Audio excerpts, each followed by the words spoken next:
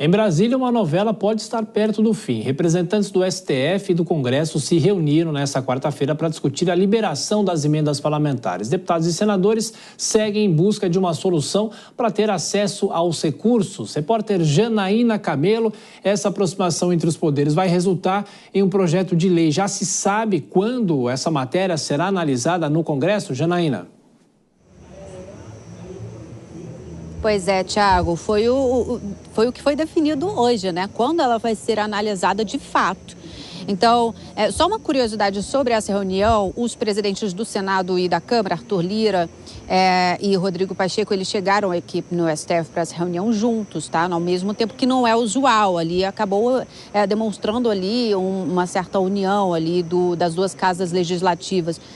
Foi o que ficou parecendo ali para os jornalistas que estavam assistindo eles chegarem para essa reunião. Então, foi uma reunião ali que durou cerca de 1h30 com o presidente do STF, o ministro Luiz Roberto Barroso, e com o relator das ações aqui no Supremo que questionam a execução de emendas parlamentares, que é o ministro Flávio Dino, né? Representando o executivo estava o AGU, o advogado-geral da União, Jorge Messias. Então, ficou definido o seguinte, Thiago, que os poderes executivo e legislativo vão ter que concluir até amanhã, aquele projeto de lei que está em trâmite, né? Que não está em trâmite ainda, que está sendo elaborado lá no Congresso com novas regras aí para a execução de emendas parlamentares, prevendo regras de rastreabilidade e transparência no pagamento dessas emendas, né? Que são emendas aí destinadas aos redutos dos parlamentares, dos senadores, dos deputados com recursos federais, né? Ficou prometido que o texto, então, vai ser analisado nas duas casas, na Câmara e no Senado, na semana que vem, já na semana que vem. E aí, depois desse resultado, o ministro Flávio Dino vai avaliar, então, se ele retoma aí, se ele autoriza a retomada da execução das emendas parlamentares. Mas, de qualquer forma, independente aí do resultado, independente da decisão do ministro, essa decisão do Flávio Dino, se autoriza a retomada ou não, vai precisar passar pelo plenário do STF, o que ficou acordado hoje. Já sobre as emendas parlamentares que foram executadas em anos anteriores e sem nenhuma transparência, o que ficou definido sobre isso? Que as equipes técnicas da Câmara e do Senado e também do Executivo ali deverão prestar informações nos autos da ação do STF que trata sobre o orçamento secreto. Então, só lembrando que a suspensão da execução das emendas parlamentares já dura 2 meses, né? Desde das liminares aí do ministro Flávio Dino. O bloqueio dos pagamentos foi motivado por essa questão, por falta de transparência ali no repasse desses recursos. Ao todo, são 3 ações aqui no STF questionando a legalidade da execução de emendas parlamentares. E desde então são todas as emendas que estão suspensas, tá? Tanto as individuais como ali as de bancada. E essas ações, elas questionando ali a execução do STF, questionando a execução das emendas parlamentares, acaba ali evidenciando um descumprimento por parte do Legislativo, que é o autor por indicar essas emendas, e do Executivo, né, que libera aí esse dinheiro, do descumprimento da decisão do Supremo Tribunal Federal, que declarou aí inconstitucional o orçamento secreto. Tiago. Janaína Camelo, falando sobre o Judiciário, a relação com o Congresso Nacional. Até mais tarde, bom trabalho. Eu vou chamar a Dora Kramer, também o Cristiano Vilela. Bom, Dora, a gente vem acompanhando há muito tempo essa novela que não acaba, mas ao que tudo indica, há uma costura, há uma negociação. Pode ser que exista essa luz no fim do túnel, Dora? Médio, tá?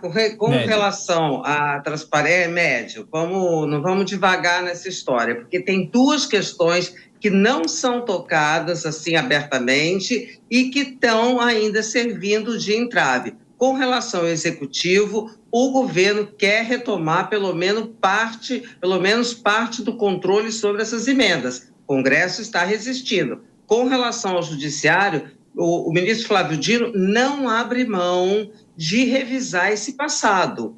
E, por mais promessas formais que o Congresso faça, que vai revisar, que está trabalhando, não existem esses registros. Sabe por quê? Porque como não havia transparência, como não havia exigência de se falar de autoria e destinação das emendas, ninguém registrava nada. Então, vamos buscar o registro aonde? E o Rodrigo Pacheco e o Arthur Lira querem olhar para o futuro, tratar do assunto, as emendas daqui para diante. E o ministro Flávio Dino não abre mão de revisar esse passado. Isso é um novo impasse contratado.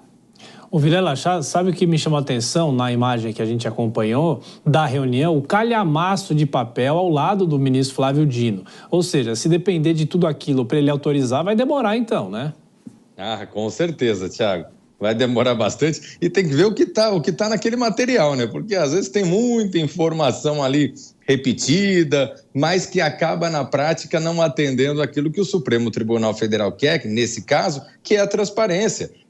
Responder, fazer com que o parlamento possa responder a um princípio constitucional de transparência. Agora, você vê que esse tema se encaixa no tema que nós tratamos anteriormente, com relação às propostas de alteração que acabam limitando ou restringindo a atuação das decisões monocráticas no Supremo. Você vê que Arthur Lira, ele, nesse contexto de negociação, ele faz questão também de ter armas. Eu imagino que para se conseguir um bom acordo, mas até para se conseguir um bom acordo, é importante que os contendores, que ambas as partes dessa disputa tenham realmente armamento e tenham realmente o que ceder nesse embate, de uma forma a fazer com que force as partes a tratativa e a possibilidade de se chegar a um acordo. Ô, Dora, você sempre fala aqui com a gente que quando o Congresso quer, quando os parlamentares querem, eles aprovam, eles apressam a análise de uma matéria ou dos assuntos. Mas eu pergunto para você,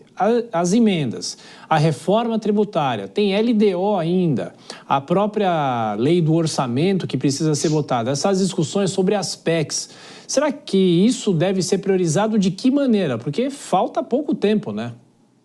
Paulo, tem uma coisa está incluída na outra, porque para votar, para andar o orçamento, precisa resolver as emendas. A emenda tem esse problema. Pode ser que o Congresso ali dê um jeito de atender as exigências, ou pelo menos parcialmente. Eu estou achando que isso vai ser encaminhado para que não atrapalhe ou trave o orçamento. É possível que se chegue a um acordo sobre essa questão da revisão do passado, que é a coisa principal, para que se dê um adiamento. Tá bom, então vamos aqui fazer mais ou menos um meio termo para liberar o orçamento. A reforma tributária anda independente, então eu acho que não vejo assim tanta confusão, sabe, Tiago? Acho que dá, porque quando tem o interesse em jogo, o interesse interno em jogo,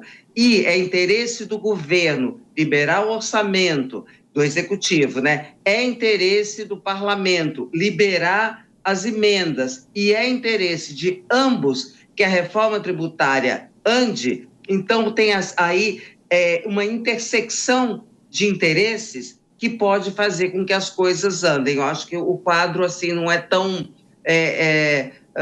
dantesco, não é tão de não se fazer nada, paralisante. Acho que não. Acho que dá para andar, talvez não de uma maneira ideal, mas de alguma forma ande. Até porque, né, Vilela, é um fim de ano atípico, porque virando 2025 tem logo no começo, já obviamente em fevereiro, a eleição para o comando da Câmara e do Senado no Congresso Nacional como um todo. Ou seja, os sucessores e os próprios que estão ainda nos cargos têm interesse de que tudo isso ande mais rápido, não é?